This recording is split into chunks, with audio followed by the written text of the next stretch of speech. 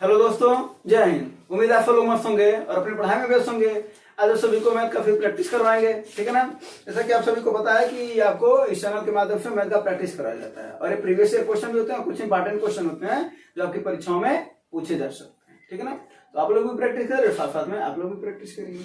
चलिए पहला क्वेश्चन लिया जाए। चलो पहला क्वेश्चन देखो, पहला क्वेश्चन लगाइए। जिन लोगों को आ रहा है वो क्वेश्चन लगाते रहे, जिनको नहीं आता है वो एक बार को फिर देख लेंगे क्वेश्चन को, ठीक ना। और जरूर बता कर कि वो बातें समझ में आती है कि नहीं, ऑनलाइन और ऑफलाइन दोनों में, ठीक है। तो देखो क्वेश्चन क्या है। तेरा एक कार 3 बजे से 50 किलोमीटर प्रति घंटा की गति से चलना प्रारंभ करती है और एक अन्य कार है 4 बजे से चल रही है 75 से, तो बताओ कब मिलेंगी। आंसर आ गया होगा जी। हाँ, देखो जिसको कॉन्सेप्ट पता है और वो एकदम कॉन्सेप्ट पता होने के साथ साथ तो कॉन्सेप्ट क्लियर है, उसका आंसर देखते वक्त आ जाएगा, ठीक ना। और जिनको नहीं पता उन्हें थोड़ा समझना पड़ेगा। अब जैसा जरा देखो, अगर यही चीज ये पहले यही सवाल कभी कभी देखे रहते तो सवाल आपका आंसर आ जाता ना जी। ए और बी है, एक कितने बजे चला है 3 बजे और एक 4 बजे। और किधर, एक दूसरे की तरफ ना, नहीं एक ही तरफ चलना है, यानी इधर से ही है, यही ना जी। अच्छा, यानी इधर ही है। एक ट्रेन है जी। कार और बी भी है। कितना बजे ये चला है 4 बजे। दोनों एक ही दिशा में चल रहे हैं, है ना जी। अभी बात बताओ, दोनों एक ही दिशा में चल रहे हैं, एक 3 बजे चला है, एक 4 बजे चला है। एक बात बताओ, जो 3 बजे चला वो 1 घंटा इससे पहले चला है जी। इसकी चाल कितनी है 50 किलोमीटर प्रति घंटा जी। और इसकी चाल कितनी है 75 किलोमीटर प्रति घंटा। हमको क्या याद करना है, समय।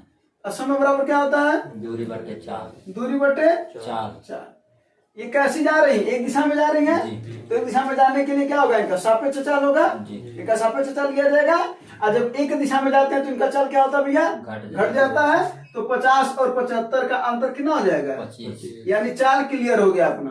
बोलो यहाँ तक कोई दिक्कत नहीं। तो वही बोले कि अगर कॉन्सेप्ट क्लियर रहे और पता रहे कि ये दोनों एक ही दिशा में जा रही है तो समय हमको याद करना, तो समय बराबर होता है दूरी बटा 4। तो चाल क्लियर हो गया कि 25 से दोनों का अंतर ले लेंगे, कोई इसमें दिक्कत वाली बात नहीं। अब बात करते हैं कि दूरी। अब देखो सापेक्ष चाल तभी लिया जाता है जब समय को बराबर किया जाए। ये 3 बजे चला और ये कितने बजे चल रहा है 4 बजे। तो ये 1 घंटा इससे ज्यादा चल रहा है कि नहीं चल रहा है, चला ना। तो ये 1 घंटा ज्यादा चला है, तो 1 घंटे में कितना दूरी चला गया होगा 50 किलोमीटर। क्यों, क्योंकि इसकी चाल कितनी है 50 किलोमीटर प्रति घंटा, यानी 1 घंटे में कितना किलोमीटर 50 किलोमीटर, यानी 50 किलोमीटर चला होगा। तो कितना हो जाएगा 50। अब वहां से सापेक्ष दूरी पता चल जाएगा, ठीक ना। तारा कब मिलेंगी, यानी कब वो एक दूसरे, कब वो तेज वाला उसको पकड़ लेगा, ये ना बात कर रहा है। बस 25 दूना कितने घंटे बाद 2 घंटे बाद। तो कितने बजे चले हैं 4 बजे 3 बजे नहीं, हाँ सॉरी 3 बजे तो 1 घंटा चला दे। कितने बजे चले थे सापेक्ष चाल कितने बजे लिया गया था, तो 4 बजे से 2 घंटा चला दो, कितना बज जाएगा 6 बजे। अपराह्न में रखा ना, हाँ तो अपराह्न 6 बजे, कोई दिक्कत नहीं। वे कॉन्सेप्ट पता रहता तो तुरंत इसलिए 1 घंटा चला देते, 50 किलोमीटर की दूरी तय हो जाती और उसका अंतर ले लेते, तो आ जाता ना आंसर जी। चलो अगला देखा जाए जी। चलो अगला फल लगाओ। अगला फल लगाओ। समलंब चतुर्भुजाकार मैदान का क्षेत्रफल इतना है और दोनों भुजाओं के बीच की दूरी 35 फीट है। एक भुजा की लंबाई 42 है, तो दूसरी समांतर भुजा की लंबाई बताओ। देखो ये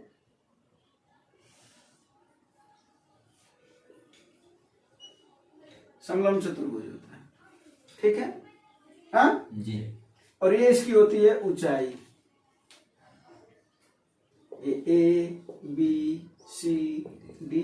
तो ए इसकी क्या है ऊंचाई है, ए से ई क्या है इसकी ऊंचाई है।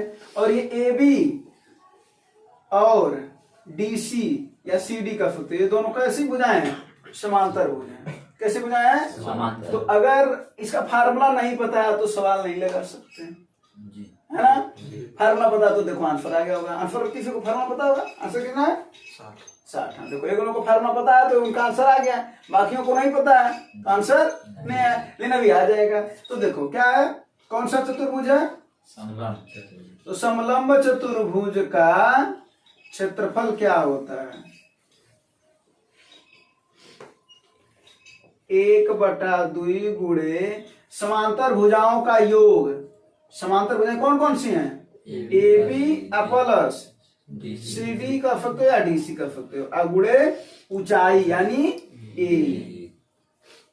फार्मूला करके लिख लेना कि समलंब चतुर्भुज का क्षेत्रफल बराबर 1/2 गुणे समांतर भुजाओं का योग गुणे ऊंचाई, और ऊंचाई ये है, ए ऊंचाई है। कोई दिक्कत? बस मान रखना है। समलंब चतुर्भुज का क्षेत्रफल कितना है? तो दे रखा ना 1785 बराबर 1/2 गुणे।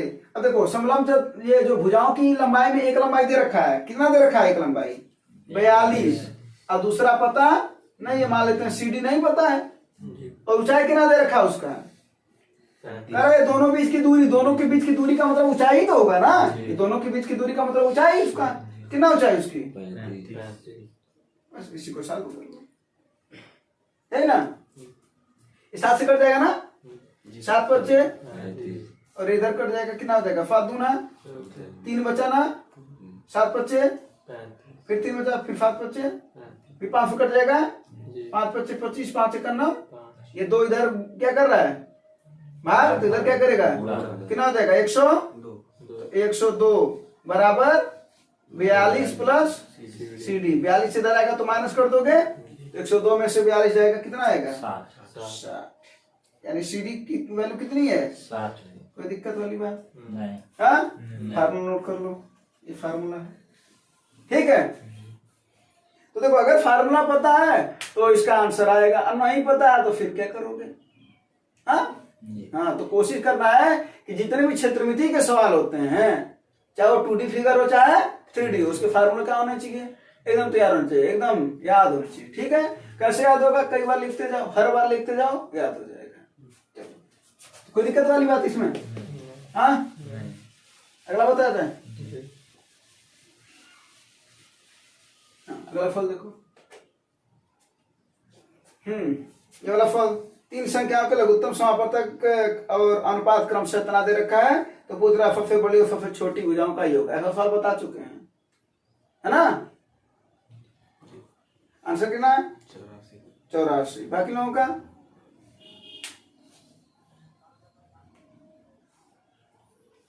ऐसा सवाल बताया था ना कि ऐसे सवाल में सबसे पहले क्या ज्ञात करते हैं? मौसम। क्या ज्ञात करते हैं? मौसम। अब मौसम संख्याओं में होता है, मौसम संख्याओं में होता है। अनुपात कितना दे रखा है? 3 का, 7 का और 11। यानी अगर इसको अलग अलग करो तो 3x हो जाएगा, और ये कितना हो जाएगा? और ये कितना हो जाएगा? 11x। तो इन लोगों में तीनों में कौन है? यक्ष है। तीनों कौन है? यानी यक्ष क्या है इसका? मौसम है। यक्ष क्या है इसका? है ना? तो कभी भी अगर ऐसा सवाल दे, लघुत्तम पता हो और महत्तम, लघुत्तम पता और संख्याओं का अनुपात दे रखा हो, तो क्या करना तुम्हें? लघुत्तम यानी एलसीएम बटे अनुपातों का गुणनफल,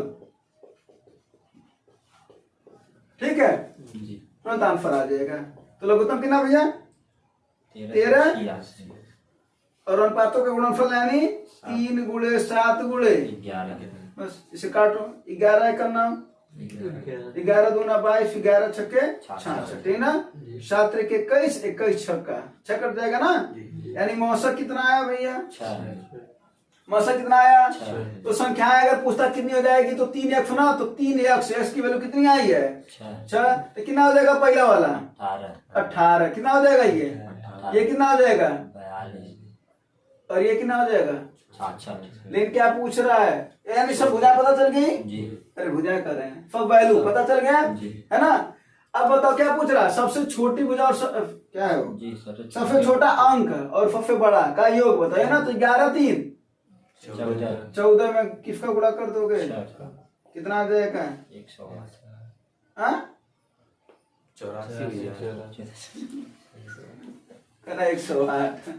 कितना गुणा होगा? 84। कोई दिक्कत? अगर यही सवाल बदल करके मान लो, अगर ऐसा दे दे सवाल कि संख्याओं का अनुपात 2:3:4 है, अब मौसा का दे 5 है, तो लौसा ज्ञात करो। सवाल तो ये भी दे सकता है जी। और 3 अनुपात जो दे रखा है 3 अनुपात की जगह पर 2 अनुपात दे सकता है, तो भी कोई दिक्कत नहीं है। बस अनुपातों का गुणनफल बोले है ना, तो 2 रहेगा, ठीक है ना, 2 रहेगा, कोई दिक्कत नहीं है। तो एक सवाल तो ये वाला दे सकता है कि लघुत्तम दिया रहा है और संख्याओं का अनुपात दिया रहा है, तो मौसा ज्ञात कर लोगे। जब मौसा ज्ञात कर लोगे तो क्या कर लोगे, संख्याएं भी ज्ञात हो जाएंगी। और अगला सवाल ये भी दे सकता है कि अगर संख्याओं का अनुपात बता रहा है, क्या बता रहा है भैया, संख्याओं का अनुपात बता रहा है, अब मौसा बता रहा है, लौसा ज्ञात करना, तब क्या करना है, मौसा अगुणे अनुपात, संख्याओं का अनुपातों का क्या गुणनफल, यानी क्या हो जाएगा, मौसा कितना 5 और अनुपातों का गुणनफल कितना हो जाएगा, 2 गुणे 3 गुणे 4, बस 5 दूना 10, 10 3 30, 30 चौके, यानी मौसा कितना है, लफा कितना आएगा 120। तो दोनों सवाल समझ में आए कि नहीं है, तो हो सकता था इस बार ये सवाल दिया, अगली बार ये वाला सवाल देता, कोई दिक्कत वाली बात, परेशानी, हाँ अगला बताएं, हाँ हाँ अगला लगाओ, अगला फोन, अगला फोन लगाओ, ट्रिग्नोमेट्री का सवाल है ना, हाँ ये फार्मूला बताते हैं, sine square theta plus cos square theta बराबर क्या होता है भैया, 1 होता है, बोलो जी।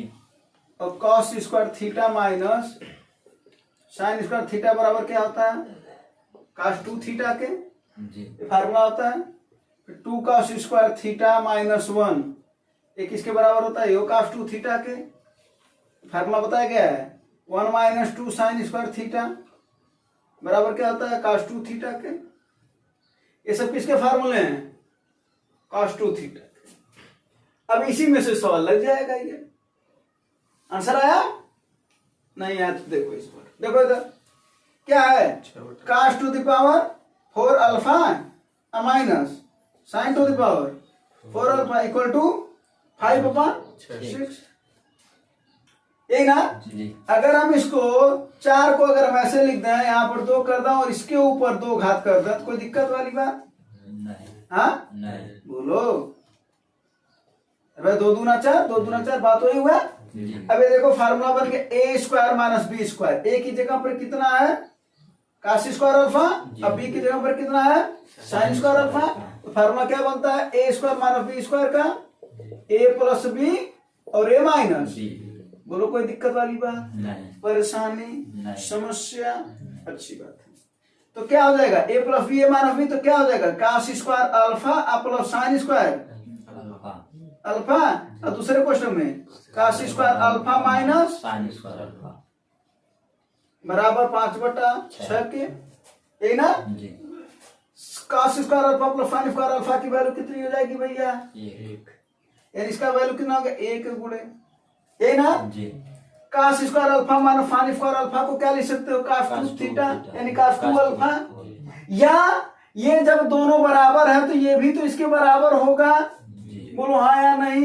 अरे भाई ये cos 2 थीटा इसके बराबर है, ये इसके बराबर है, ये इसके बराबर है, ये सभी तो आपस में बराबर होंगे, जब वो पक्ष बराबर तो ये भी बराबर होगा, यानी इसका फार्मूला भी हो सकता है ना, cos square theta minus sine square theta बराबर 2 cos स्क्वायर थीटा माइनस 1 के, या 1 माइनस 2 साइन स्क्वायर थीटा के।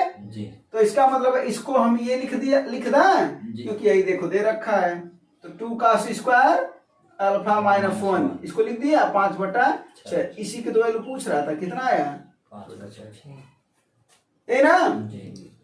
अब अगर ये कॉन्सेप्ट पता रहता और ट्रिग्नोमेट्री को अगर पढ़े होते, ठीक है, तो हमको ये सब फार्मूला पता रहता, तो ये सब फार्मूला वहां पर तो लिखने की जरूरत नहीं है ना। जब टेस्ट दोगे, एग्जाम दोगे, रियल पेपर दोगे, तो वहां पर तो ये सब नहीं लिखोगे, यही सब चीज तो तुम्हें याद होना चाहिए।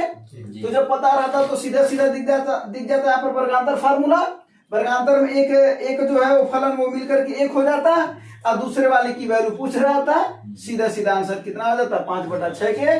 देखा जाए तो अगर कॉन्सेप्ट तैयार है तो जीके जीएस वाला सवाल है। बताए होंगे ना कई बार कि मैथ में भी कई क्वेश्चन जीके जीएस वाले होते हैं, और अगर वो क्वेश्चन पकड़ में आ गए तो समझ लो तुम्हारा क्या बचेगा, समय। और समय बचेगा जितना तुम एग्जाम में समय तुम बचा पाओगे, जहां कहीं से भी एग्जाम टाइम में जो समय बचा पाओगे वही तुम्हें रियल फायदा देगा, रियल प्रॉफिट देगा।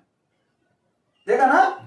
हाँ, चलो। और मैथ ही है जो समय बचाता भी है और समय लगाता भी है, सिलेक्शन करवा भी देगा और सिलेक्शन रोक भी देगा। ठीक ना? सिलेक्शन करवाने के लिए तो सब विषय चाहिए, लेकिन सिलेक्शन न करवाने का जिम्मेदार हो जाएगा ये, अगर इसको सही समय में नहीं लगाए तो। वरना पता चला 1 घंटे का सीजीएल का पेपर है और 20 को कितने 25 क्वेश्चन आते हैं प्री के, 25 क्वेश्चन में उलझ गए, तो उलझ गए तो खत्म हो जाएगा ना।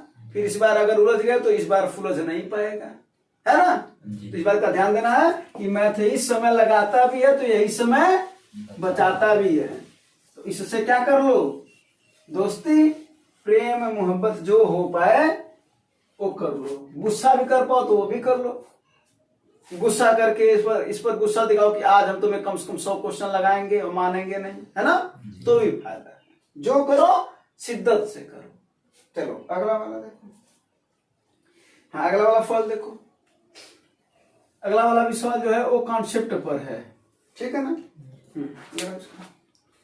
इसमें डालना।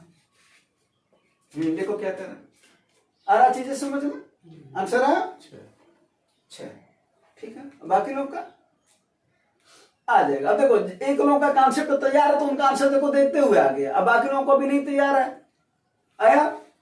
बाकी लोगों का अभी नहीं है। चलो इधर देख लो, तो इधर देखो भैया, ये है वृत्त,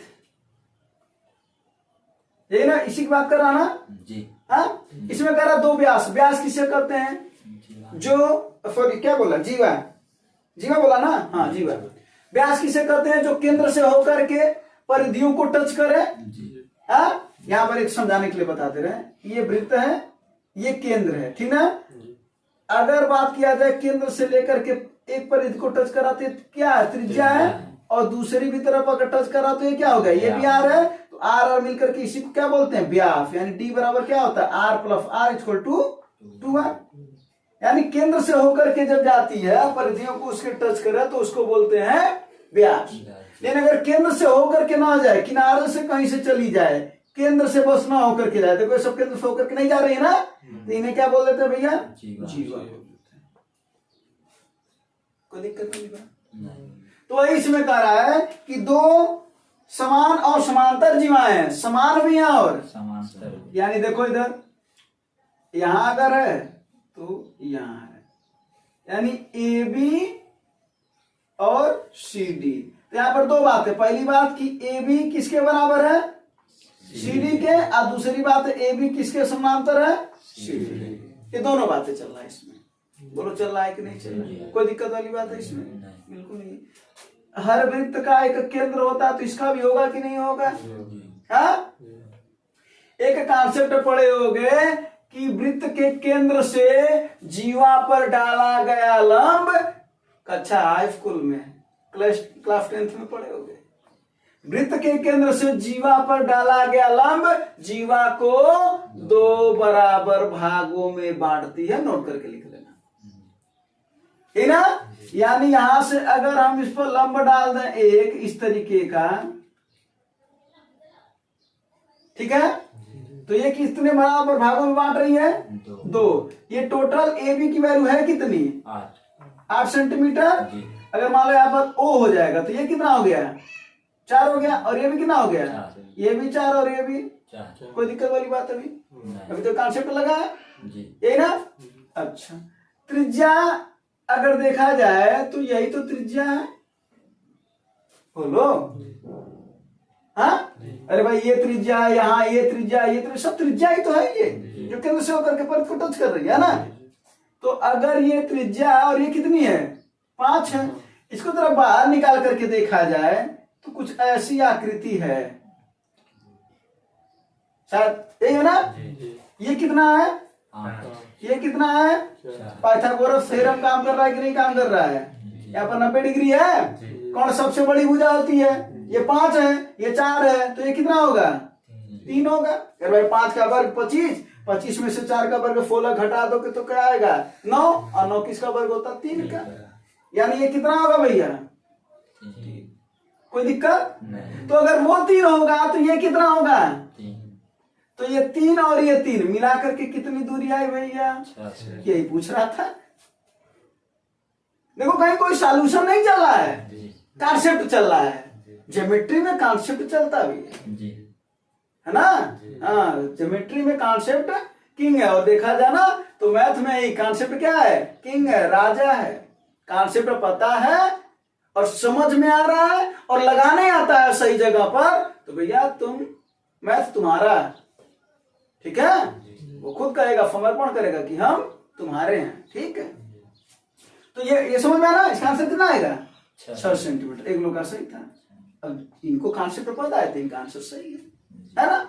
चलो कोई बात नहीं, बाकी लोग का भी समय आएगा, है ना। धीरे धीरे सबका समय आता है, कोई दिक्कत वाली बात नहीं। चलो तो अगले फल पर चला देना।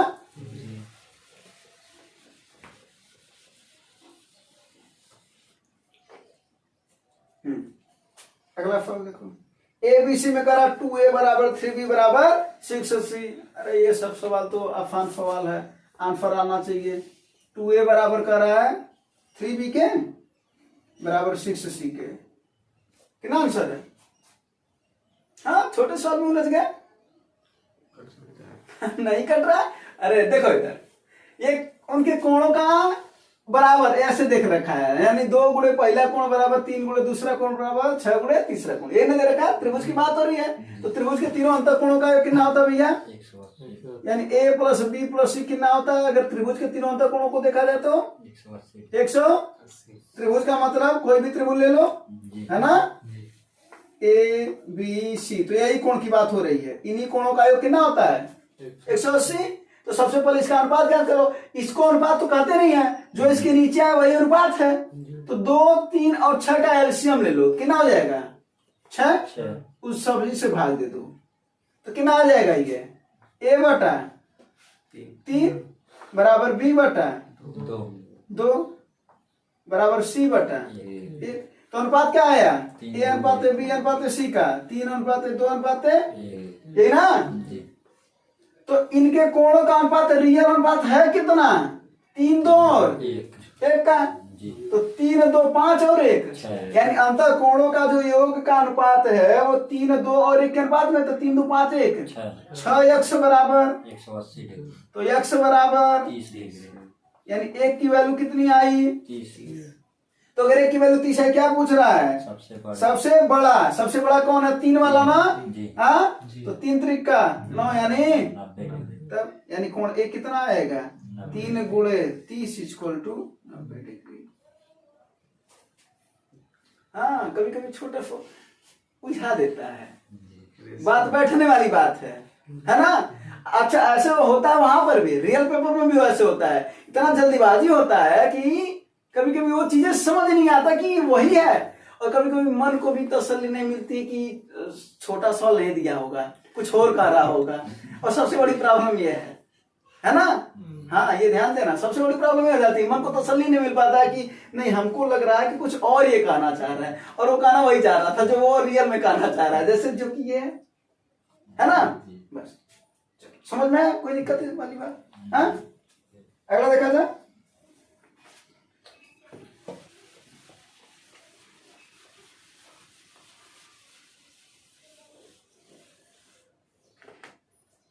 बाकी को भी समझ में आ रहा ना। हाँ, अच्छी बात है। अगला देखो, कर्मचारी के वेतन में पहले 15% की वृद्धि हुई और 10% की कमी। बताओ भाई, तुम लोग भी भविष्य में कर्मचारी बनोगे, ये वाला सवाल लगाओ। हाँ, कर्मचारी बनोगे ना, तो आंसर आना चाहिए। हाँ, तुम्हारे वेतन में कभी वृद्धि होगी, फिर कमी होगी, कमी भी होगी नहीं, खर्च होगा, है ना। हाँ, वेतन में हमेशा क्या होती है, वृद्धि होती है, पता है कि नहीं। हाँ, हर साल तुम्हारे वेतन में वृद्धि होगा, महंगाई भत्ता बढ़ेगा, टीए सब जानोगे। जब नौकरी पा जाओगे तो टीए सब जानोगे, ठीक है। तो जब अकाउंट में मैसेज आएगा, लास्ट डेट पर आता ना मैसेज, 30 तारीख को 31 तारीख को your account has been credited to इतना रुपया। अब जितना संघर्ष करोगे नौकरी उतनी बड़ी मिलेगी, सीरियल के संघर्ष कर रहे हो तो भाई संघर्ष तो तुम्हें करना ही पड़ेगा, जी है ना, क्योंकि यहाँ पर लोग संघर्ष कर रहे हैं, मेहनत कर रहे हैं। और अगर तुम्हें वो भरोसा है कि हम इसे निकाल सकते हैं तो उस भरोसे पर कायम रहो, मेहनत करो, कंटिन्यू, है ना। जी 3 चीजें तुम्हारे अंदर होनी चाहिए। एक होना चाहिए तुम्हारा पेशेंस, धैर्य होना चाहिए भाई। धैर्य नहीं रहेगा तो काम नहीं बनेगा, समझे। 2 साल मेहनत किया, 3 साल मेहनत किया, उसके बाद फिर छोड़ दिया, 0 पर आ जाओगे, ठीक है। छोड़ना नहीं है। फिर उसके बाद फिर ये परसेवरेंस, लगातार मेहनत करने का गुण, यानी धैर्य तो चाहिए ही चाहिए, लगातार मेहनत करना है, ये नहीं कि छोड़ देना है। ये हो गया दूसरा। तीसरा हार्ड वर्किंग होना चाहिए। ये नहीं कि आज 100 क्वेश्चन लगा करके बीफ लगाएं, क्या अपने मन से पूछो कि तुम अपने आप को आराम दे रहे हो कि कठिन परिश्रम कर रहे हो। अगर तुम्हारा मन कह रहा है तुमसे कि तुमने आराम दिया है, 100 लगाना चाहिए था लेकिन तुमने आज बीफ लगाया है, अगर तुम्हारा मन कह रहा है तो तुमने गलत किया है, तुम्हें 80 लगाना चाहिए। लेकिन अगर तुम्हारा मन कर रहा नहीं आज 20 ही लगाना है तो 20 लगाओ, तो कोई दिक्कत नहीं है।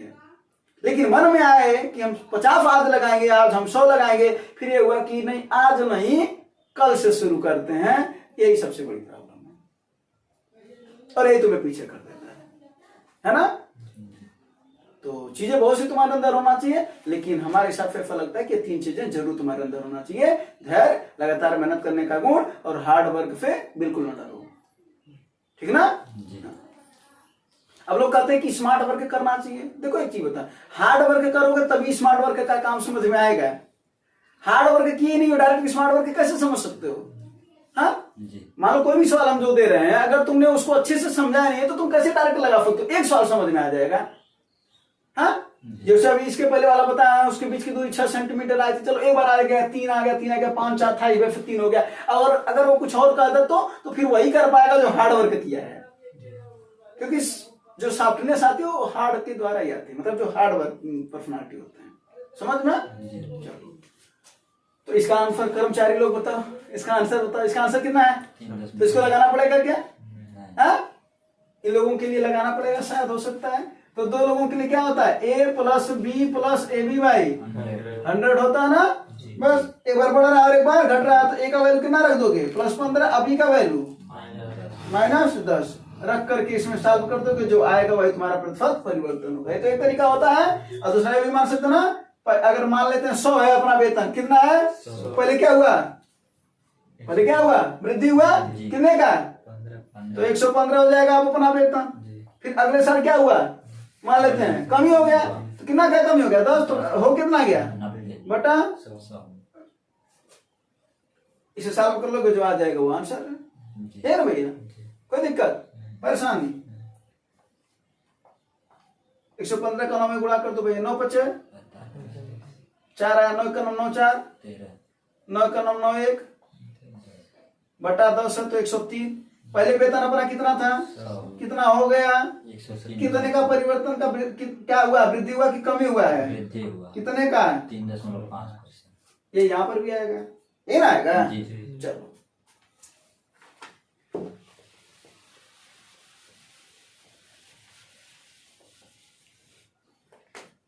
ये रहा अगला फल, है ना। यदि एक समद्विबाहु समकोण त्रिभुज का कोण 10 सेंटीमीटर है तो अन्य 2 भुजाएं बताओ। ये भी वही चीज है, जिसको कॉन्सेप्ट पता है उसका देख करके आंसर आ जाएगा, जिसको नहीं पता है फिर लगाना पड़ेगा, है ना। आंसर कितना है 5/2, ठीक है ना। यही कह रहा है, क्या कह रहा है, समद्विबाहु समकोण है। पहली बात तो 2 भुजाएं बराबर है और ऊपर से समकोण है, यही ना। बी इधर कर लेते हैं, तो ये 2 भुजाएं बराबर हैं और ऊपर से समकोण है, यही ना। इसका कोण का वैल्यू कितना रखा है 10 सेंटीमीटर। अगर ये x है तो ये भी कितना होगा, क्योंकि समद्विबाहु है, समद्विबाहु में समद्विबाहु यानी 2 भुजाएं बराबर, यही ना। तो पाइथागोरस थ्योरम क्या कहता है, पहले का स्क्वायर यानी AB का स्क्वायर धन BC का स्क्वायर इक्वल टू इसका स्क्वायर। बोलो x² मिलकर के कितना भैया, बराबर कितनी बार में कट जाएगा, तो x की वैल्यू क्या हो जाएगी √50, और √50 को क्या लिखते हो 25 × 2 यानी 5/2। ये ना, जी हाँ कैलकुलेशन तो फास्ट सीखना ही पड़ेगा। हाँ, तो इसका आंसर कितना है 5√2, तो ये सब पता होना चाहिए। ठीक है, चल कोई दिक्कत वाली बात? तो इसकी बजाय कितनी आई 5√2, यही ना। जी अब अगला फल देखा जाए। जी हाँ, अभी अपने तर्कस में तीर बहुत हैं।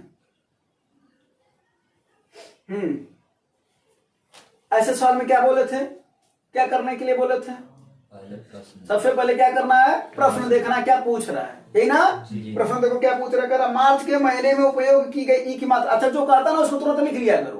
कह रहा मार्च के महीने में उपयोग की गई ई की मात्रा। ई की मात्रा मार्च में कितनी है 308। कितनी है भैया 308। 308, यही ना। हाँ, हो गया। कह रहा मई में उपयोग की जाने वाली खाद्य पदार्थों की कुल मात्रा का कितना प्रतिशत है। अब देखो इधर ये ऊपर रहेगा और कुल वाला कहाँ रहेगा, अब गुणे 100 कर देंगे तो क्या आ जाएगा परसेंटेज, ये पूछ रहा है। अब इसी की वैल्यू हमको पता करनी है, तो कुल ना, तो किस महीने में, मई में कुल कैसे जोड़ा जाता है हम तुम्हें बता देते हैं। जरा मई वाला हमको एक बार लिखवा दो तो हम तुम्हें जल्दी से बताएं कैसे जोड़ा जाता है। मई वाला लिखो, इधर देखो 270 और 390 390 और 280 280 250 250 350 350, ये है ना। जी 3 2 5 5 आंकड़े है ना। जी कैसे जोड़ा जाता है वो जरा देखो, जल्दी में कैसे जोड़ा जाता है। बाकी तो जोड़ ही सकते हो, जल्दी में कैसे जोड़।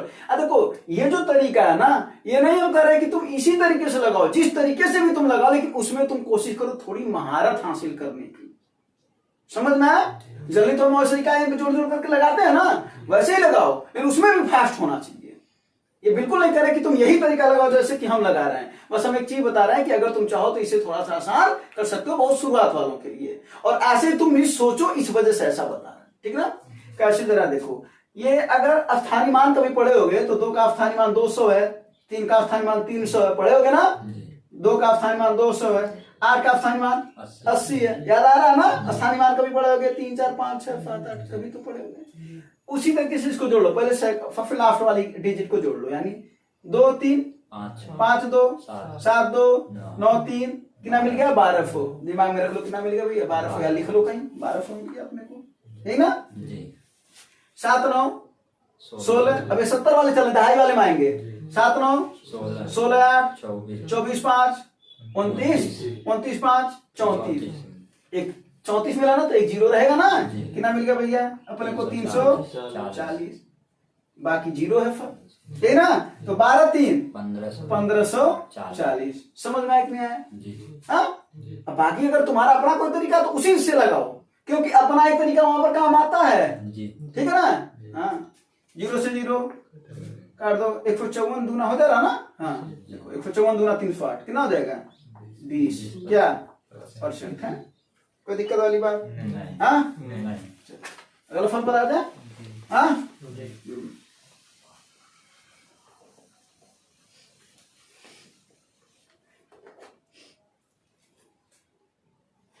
और प्रैक्टिस जो मैथ की प्रैक्टिस है सभी एग्जाम के लिए करवाई जाती है, ठीक ना।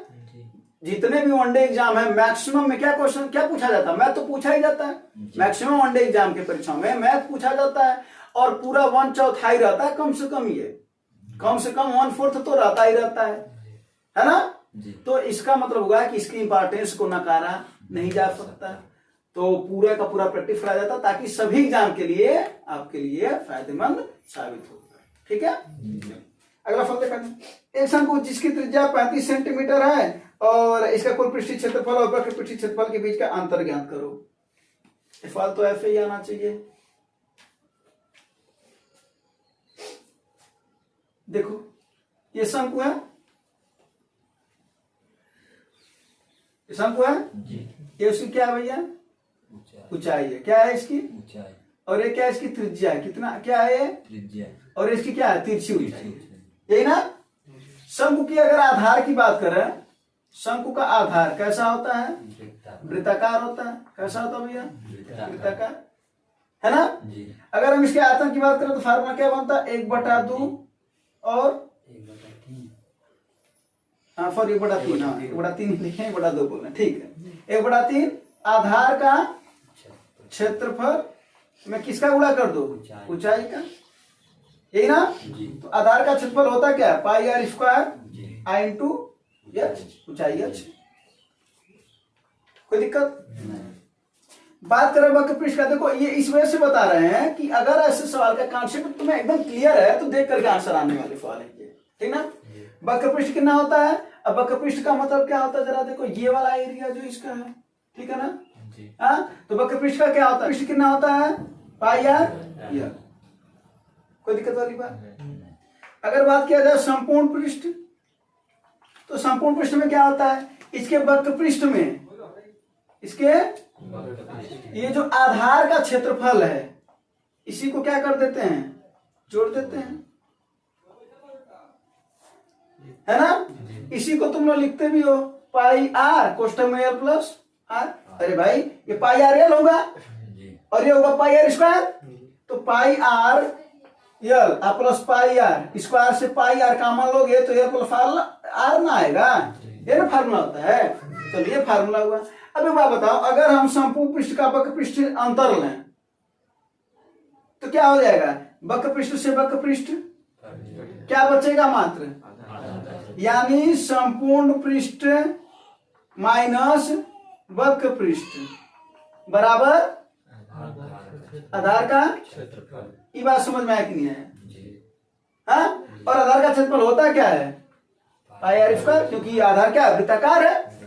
अब ये देखो, अगर यही कॉन्सेप्ट हमको केवल फार्मूले का पता रहता तो मात्र हमारा लिए एक लाइन का सवाल है कि नहीं है ये? हाँ? क्यों? क्योंकि संपूर्ण पृष्ठ और वक्र पृष्ठ का अंतर क्या होता है? आधार का क्षेत्रफल। हाँ? और आधार का क्षेत्रफल क्या होता है? पाई आर स्क्वायर। रख दो भैया, क्या हो जाएगा? 22 बटा आर का वैल्यू कितना रखा है? गुणे 7 25 35, यही ना? 22 25 110, 110 का 35 में गुणा कर दो,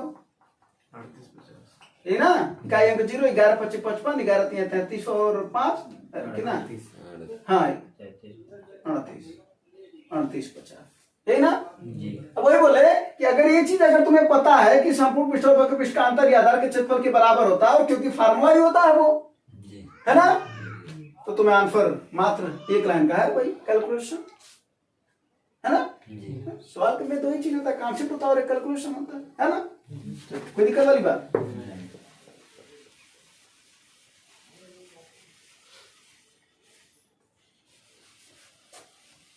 अगला सवाल।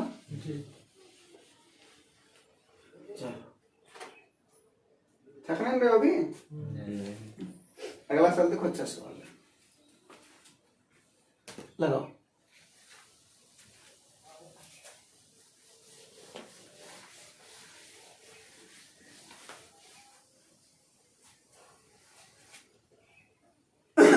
अगला सवाल लगाओ।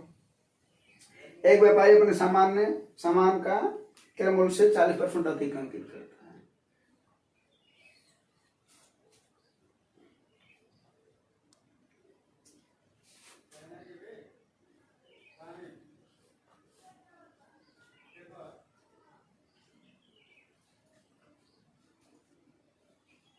आ रहा है? नहीं चीजें समझ में आ रही है? आओ देखो इधर, मान लेते हैं कि क्रय मूल्य कितना है? 100 है। कितना है? 100। और यहाँ पर कुछ वस्तुओं की बात कर रही है, कुछ वस्तुओं की बात हो रहा है ना? इसका मतलब हम ये मान लेते हैं कि 100 वस्तु भी है। कितने वस्तु हैं? 100 वस्तु हैं। तो एक वस्तु का दाम कितना रुपया हो जाएगा? 1 रुपया, ठीक ना? चलो, अब उसको हमको बेचना है, सबको क्या करना है? बेचना है, यानी सेलिंग प्राइस आएगा। सबसे पहली बार देख रहे हैं क्या कर रहे हैं, क्या कर रहा है? कितना वस्तु को? 100 वस्तु का 1/5, तो 100 का 1/5 कितना हो जाएगा? 20, यही ना? इसको कह रहा है 10% छूट दे रहा है वो। 10% छूट किस पर दिया जाता है? अंकित मूल्य पर। छूट किस पर दिया जाता है? तो इस वस्तुओं का जो दाम है वो 140% है, क्योंकि 40% बढ़ाया गया है। 140% का मतलब क्या हुआ? 140 बटा 100। इस पर कितने का छूट दिया जा रहा है? 10%। तो कितना लिया जाएगा? 90। यानी पहले वस्तु का हो गया, यानी पहली बात जो कर रहा है 1/5 भाग पर जो कर रहा है 10% का छूट दिया जा रहा है, 40% अधिक अंकित किया है वो। फिर दूसरा काम कर रहा है, फिर क्या कर रहा है? आधी वस्तुओं को, तो 100 वस्तु थे, आधा कितना हुए? अगर कहता शेष का आधा, तब कितना हो जाता है? तो 100 का 20 हो गया ना, जी। हाँ जी। तब कितना होता था? 80। 50 में से 20 कम हो गया, बचा 80, तो कितना होता? 40 होता था। शेष का आधा तब 40 होता ना, इनका रहा पूरा का आधा, यानी 50 वस्तु अब है। इसको कितने पर बेच रहा है? अंकित मूल्य बढ़ा करके ही बेच रहा है हमेशा, हर बार बढ़ाया ना, तो कितना हो गया? 140% करा, अंकित मूल्य पर ही बेच रहा है। देखो करा ना। अच्छा, उसके बाद से जरा देखो, फिर तीसरी बात की जा रही है। तीसरी बात क्या की जा रही है? शेष वस्तु को कितने हो गए? ये 20 इधर हो गए, 20 50 70 कितने बचे? 30 वस्तु बचे, 30 को भी बेचना है। जी। अंकित मूल्य बढ़ा, क्रम मूल्य से तो अधिक अंकित किया ही है। कितना किया है? 40 अधिक, यानी 140%, है ना। इस पर कितना छूट दे रहा है? 20। तो कितना लेगा? 80। कोई दिक्कत वाली बात? अब इन सभी में से जरा देखो क्या कॉमन है? 140 बटा 100। ये समझ में आया ना? 1/5 वस्तु को 40% अधिक हमेशा अंकित कर रहा है, ना, तो 140% हो जाएगा। 10% छूट दिया, इस पर उसी मूल्य पर बेच रहा है, इस पर 20% छूट दिया है। 140 बटा 100 कॉमन ले लिए, क्या बचा? ये कॉमन हो गया है, ये सब है ना। क्या बचा जरा देखो? 0 0 कट जाएगा, यहाँ पर तो 50 बचा, यहाँ पर 0 0 0 0 कट जाएगा ना। 9 दूना प्लस 50 प्लस 8 3 24, ये ना बचा। कितना हो जाएगा? ये 0 0 कट जाएगा, ये ना कितना हो जाएगा? 14 बटा 10 आगुड़े, इसको जोड़ दो, कितना हो जाएगा? 50 और 10 60 8 68 और 68 4 72 92 ना, हाँ 92। अब गुणा कर दो इसका, कितना हो जाएगा? 14 का 92 में गुणा करो, 14 दूना 28 के 8, कितना आया? 2 14 9 126 2 128, 112 88 या बटे 10 है ना, तो 10 मान लो 10 हो जाएगा, यही ना।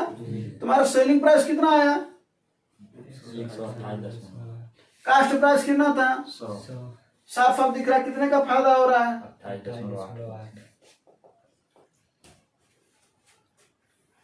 है ना। जी। या तो ऐसे भी निकाल सकते हो, दोनों का अंतर अब बटा क्रम मूल्य गुणे 100, बात वही है। क्रम मूल्य पर ही लाभ यहाँ निकाला जाता है, लेकिन साफ साफ दिख रहा है 100 वस्तुओं का दाम 100 रुपया था, और 100 वस्तु को जब हम बेचे तो कितना आया? 128 रुपया 80 पैसा, 28.8 का फायदा हुआ। कोई दिक्कत वाली बात समझ में? जी।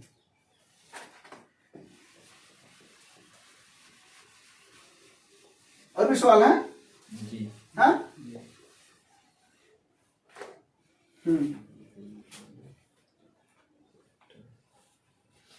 और फल को हाँ देखो करा, शंकु के आधार का क्षेत्रफल 154, अभी भी बताना शंकु।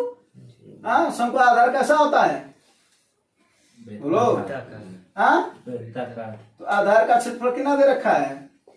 आधार का क्षेत्रफल क्या होता है? पाई आर स्क्वायर, और एक कितना दे रखा है? 100 बराबर 22 बटा 7 गुणे आर स्क्वायर ना। 22 से कितनी बार में कट जाएगा? 11 दूना 22, 11 91 11 चौक 44 2 7 14, ये इधर आ जाएगा, तो आर की वैल्यू कितना देगा? आर स्क्वायर वैल्यू 49, 7 7 49, तो आर बराबर 7। ऐसा आर की वैल्यू हमको मिल गई। अगला वाला देखो क्या कर, इसका वक्र पृष्ठीय क्षेत्रफल 550 है। वक्र पृष्ठीय क्षेत्रफल माने पाई आर यल, अभी बताया ना 550 है, तो 22 बटा 7 गुणे आर की वैल्यू कितनी आई है? 7 गुणे यल बराबर 500, 7 से 7 11 दूना 22, 11 25 55, और 2 से कितनी बार में कट जाएगा? 25 बार में। यल का वैल्यू कितना आया है? 25। हमको चाहिए क्या? आयतन क्या चाहिए? और आयतन बराबर होता है क्या शंकु का? 1/3 पाई आर स्क्वायर यल, तो 1/3। अच्छा एक बात बताओ, ये देखो पाई आर स्क्वायर ही तो आधार का क्षेत्रफल है, और ये ऑलरेडी कितना दे रखा है, तो काहे का अलग अलग लिखना, डायरेक्ट लिख देते हैं। यच की वैल्यू हमको चाहिए। अब देखो आर पता है, यल पता है, ये आर है, ये यल है, सॉरी ये यच है ना, ये यल है। तो पूछ रहा बताओ यच की वैल्यू कितनी हो जाएगी? अब बताओ, आर 7 है, यल 25 है, तो हम बताए थे इन ट्रिपलेट, यच कितना हो जाएगा? 25 का वर्ग का करके 7 का वर्ग घटा देना, आ जाएगा, है ना। कितना हो जाएगा एच का वैल्यू? बस 3 8 है, अब 154 का 8 में गुणा कर दो, कितना आ जाएगा? 8 चौक के 32, 8 25 40 3 43, और 8 का 9 8 4 12, 12 32 आया होगा। हाँ? जी अभी कैलकुलेशन वाला था, इसके पहले इसको आराम से समझा भी थे, फार्मूले को समझाते ना। जी हाँ जी चलो।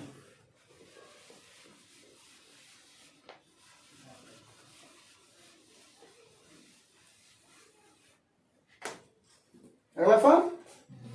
हाँ बस कुछ और सवाल है। कह रहा अंकिता 20 दिनों में एक हफ्ते लिपि लिख सकती है, यानी अंकिता का काम दे रखा 20 दिनों में, और अंकिता अपनी सहेली सौम्या के साथ, यानी 2 लोगों का मिलकर के, तो आंसर आ गया होगा। कितना है? 30। बहुत बढ़िया। अंकिता कितना दिन में काम कर रही है? कितना? 20 दिन में। और अंकिता और उसकी सहेली कितने दिन में? 12 दिन। क्या करते भैया इसका एलसीएम एलसीएम कितना आएगा? 60। क्यों एलसीएम निकालते हैं? काम को बराबर करते हैं। जब तक काम बराबर नहीं होगा तब तक पता नहीं चलेगा किसकी क्षमता ज्यादा या कम है, यही ना। क्या हो जाएगा? 60/20 कितना हो जाएगा? ये क्यों 60/20 करते हैं? क्योंकि क्षमता बराबर क्या होता है? ये क्षमता है, ये क्या है? क्षमता बराबर क्या होता है? कार्य बटा समय। ये समय है, और ये क्या है? कार्य है, कुल है ना जी। कुल कार्य है। कितना हो जाएगा? 60/20 इक्वल टू 60/12 इक्वल टू 5। ये ना। जी तो 2 लोगों की मिलाकर के क्षमता 5 है, इसकी अकेले की 3 है। अब कुल कमा क्या ज्ञात करना आपने को? समय। और समय बराबर क्या होता है? कार्य बटा क्षमता। कार्य कितनी है? 60 है। किससे करवाना है? सौम्या से, जो बची हुई है। इन दोनों का 5 है, एक अकेले 3 है, तो इसमें से 3 माइनस करोगे तो कितना आएगा भैया? 2। यानी सौम्या की क्षमता है कितनी? 2। तो कितना आएगा? 30 दिन में आएगा, यही ना। हाँ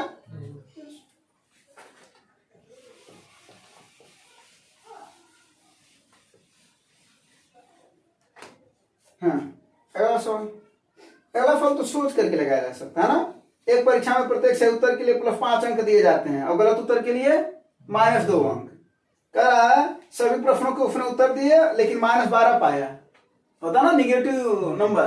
हाँ तो ऐसे कितना नंबर पा गया? वो माइनस में नंबर आ गया उसका, ठीक है।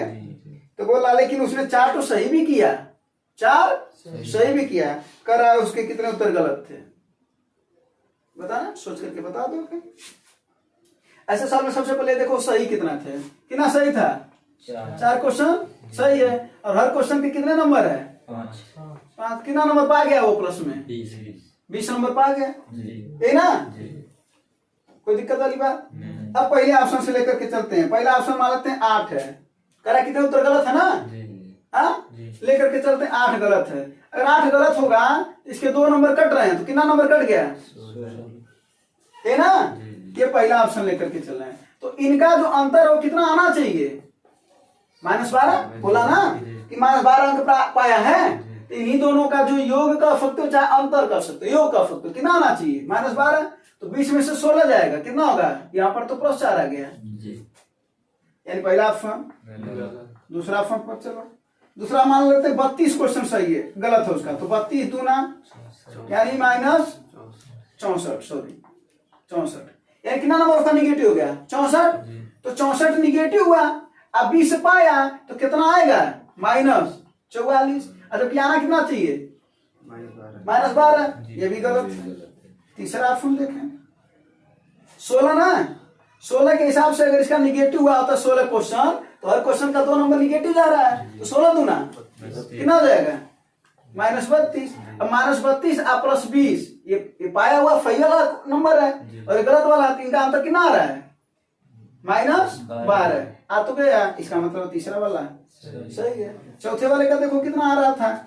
20 क्वेश्चन मान लो गलत हो जाता तो 20 गुणे -2 = -40 नंबर निगेटिव हो जाता। आप 20 पॉजिटिव तो कितना आता है? -20। जब क्या ना कितना चाहिए? -12, यानी तीसरा वाला सही है। कोई दिक्कत वाली बात नहीं है ना?